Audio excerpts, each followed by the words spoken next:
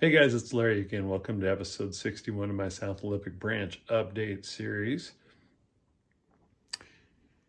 So what have I been doing? Well, there's a little bit of a gap between the fascia and the actual boards here and foam for the layout. So I've been filling that in with a little bit of plaster cloth and then going over that with some Sculptamold to make sure that there's no holes in it. Once that dries, I'm going to come back with some brown paint and just make sure that's all good. I don't know if I'll get to it in this episode, but I'm going to paint this down here. I actually glued this to this piece, and then I'm thinking I'll probably put some more plaster cloth in here to kind of fill in this area and drape that over and make it look well presentable. Anyway, so going on in the back there, still working on the other part of the cut. I've got quite a bit to do on that yet. We'll see where that goes. Okay, so there's some raw sienna on top of the Sculptamold and plaster, and I'm just going to work my way over the hill here. I should mention here that because the plaster is a very dry material, I put about 25% water, well, maybe not that much, maybe 10%, in the Ceramicoat bottle there, which is mostly empty, and shook that around to make that paint a little more runny. And then I dipped my brush in water as I was going along so that I could thin it out even more, and I like the result. I think I've said this before, but I try to do like a little something every day. And last night I applied this plaster cloth, and I actually did quite a bit more than just this little piece here, but I wanted to get this kind of filled over tonight. And I was looking at stuff and I was standing here and I thought, as long as I've been standing here thinking about this, I could actually be doing it. And so I just stirred up a little bit of Sculptamold, and I'm just going to slather this on here and then do as I usually do, where I just use my finger to shape it. Yep, kind of cover that over and bring it down so it smooths off to the edge. Just makes that scenery look solid. And then work my way over here. And I don't need it to be that thick over here. If I decide later that I want it to be thicker, I just put another layer on top of this stuff. It's, it's quite flexible like that. So there you have it. Pretty much got it. And if I didn't feel like I had this where I wanted it right now, I might go put a little water in the cup, wet my gloved finger, and just keep working it until I did have it where it is, where I want it.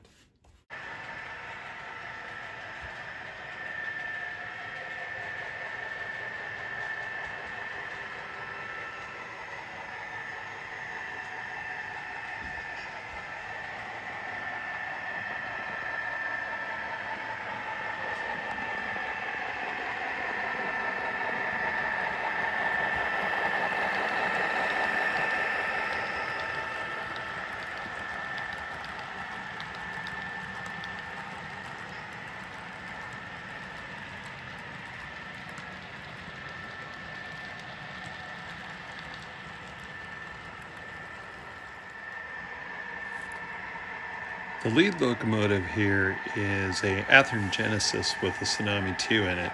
The one that's behind it is a Walthers Proto with a Loksound V5.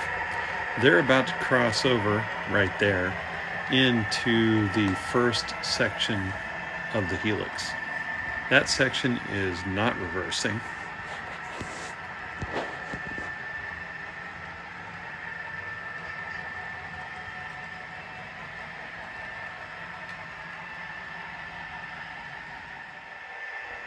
So one of the things I realized was that a single loop of my helix is longer by a significant margin than the longest track in my yard. All the tracks in my yard are pretty close to the same length anyway. And so as this blue caboose crosses over that, it's entering into the reversing section. And then you'll start to see the lead locomotive come around and come around. It's about to cross out of the reversing section and into a section that has polarity set to the same as the lower. The blue caboose, by the way, is lighted, and it's there because I found that sometimes a lighted caboose would cause additional issues with the reversing.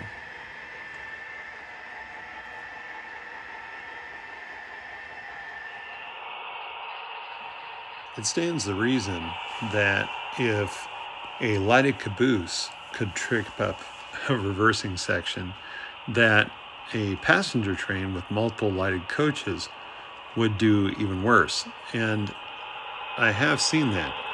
There's been a couple of times when I went to run my passenger trains and had it hit a reversing section and just stall and then stall and then stall again. Here it's passing out of the reversing section that leads from the yard to the Upper Peninsula mains. And you can see that it's just rolling along. So that's a good sign. But it may mean that I need to do some more permanent rewiring of this section, as this part was a test.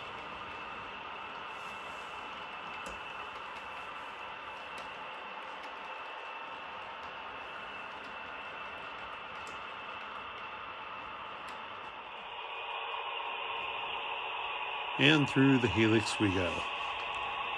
One of my cars derailed, so I had to stop and make sure that I got it back on the track. But that really doesn't have anything to do with the reversing section. It does make me wonder why that's happening suddenly.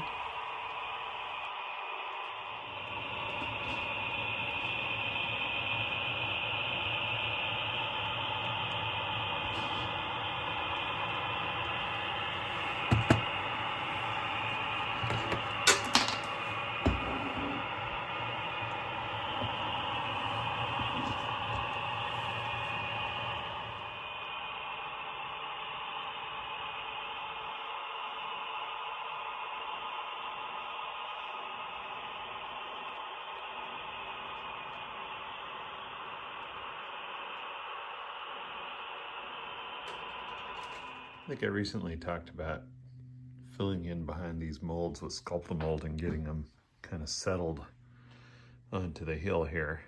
And I thought I might go ahead and see if I can paint them around them today. Let's put some raw CN in this cup. This is thin. It's the same stuff I was using on the other side the other day. Let's see what we get. That may be a little too brown. What do you think? I don't know. I guess the surrounding hillside here is a little reddish brown, and I'm not sure I like that. So I've got some water down here in another cup. I'm gonna use that and thin her out. Oops. Well, that's a little runnier than I anticipated. And maybe a smaller brush. I thought this big brush might be a good idea, but I'm beginning to think not. Getting things to go more where I wanted them to be since I changed the brushes, but of course, you know, this is one layer of paint, so I'll be going over that again later. coming back and I'm gonna dab over some stone gray. This is a Woodland Scenics color.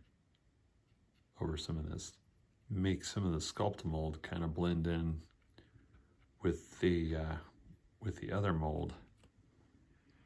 I think that helps. It could be a little thicker for this particular exercise. And maybe I'm going to go down here and do some of this too. Okay, after adding the raw sienna and some stone gray Woodland Scenics paint in there, I think we're getting a lot closer. There's still some harshness in there that I want to work out. I was thinking I might put some of the Martin Welberg bushes on top of the cliff. So I stuck a little bit up there, and I got some different colors, but I kind of like this one for the job.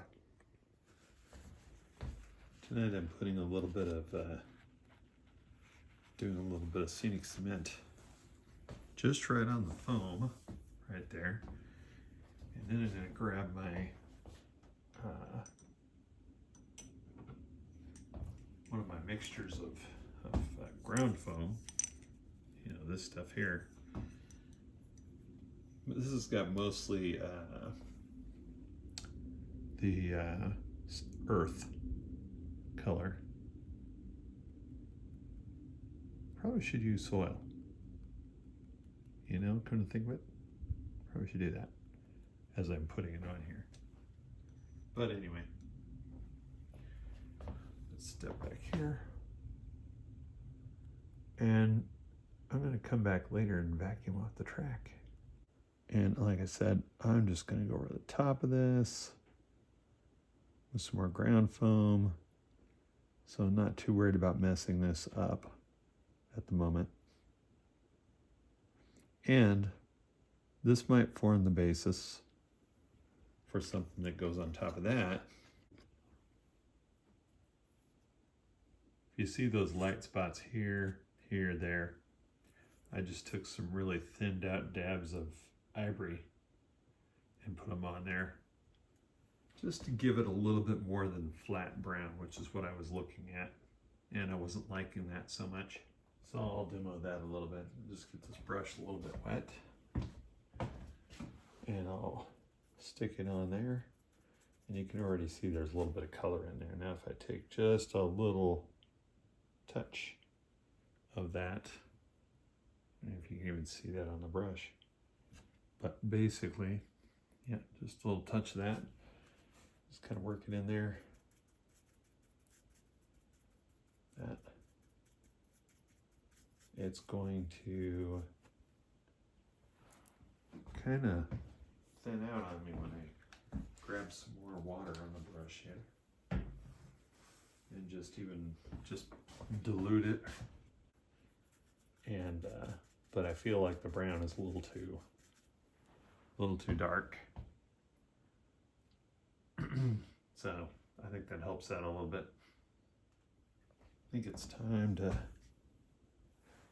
stick something down here a little bit more. I'm going to take this piece of Martin Welberg scenery stuff, and I'm just going to place it in there with some Aleene's. See how that looks. See if I can get things put away. Let's see. Okay. Question is, do I want to try to spread it out some more? I think I could. Or is that I don't know. Sometimes you don't know. Is it a good idea? Is it a bad idea? But you just gotta try. I think I can probably just kind of work a piece on over here. So let's take a glue again. We'll sort of give it a glue stash right there. And then I'm going to take my glue brush, some of the water off of that, dab that on there, kind of spread that out a little bit. It'll make it so that it's a little wider of a grip and not so obvious. Although I think you can tell this is already disappearing. I like to put down some glue first, but I noticed that some of the foliage that had come off had sort of already stuck there. And so I thought I'll just dump some soil on top of that, and then I'll work in some other colors here. Here we go in, flying in with the helicopter mix.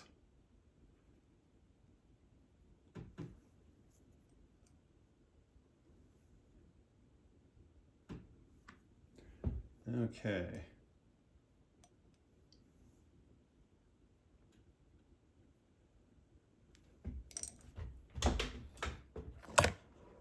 Then I'm going to add some coarse turf.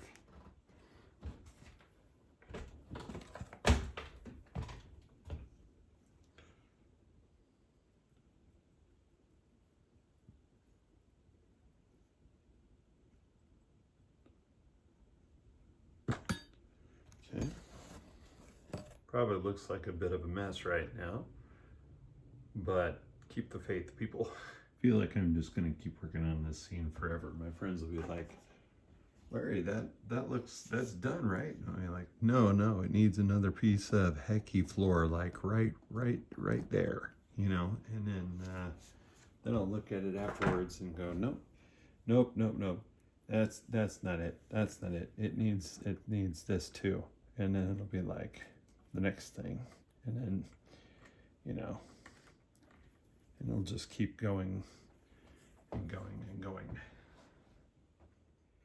I put down this patch of static grass, and looking at it later thought, this is way too light. And then I was happened to be watching another YouTube video by a guy whose channel name is Boomer Diorama, and he was using his airbrush to paint the grass. I thought, that sounds interesting. I'll have to try it. I did, and I thought it turned out pretty well. I might do it again.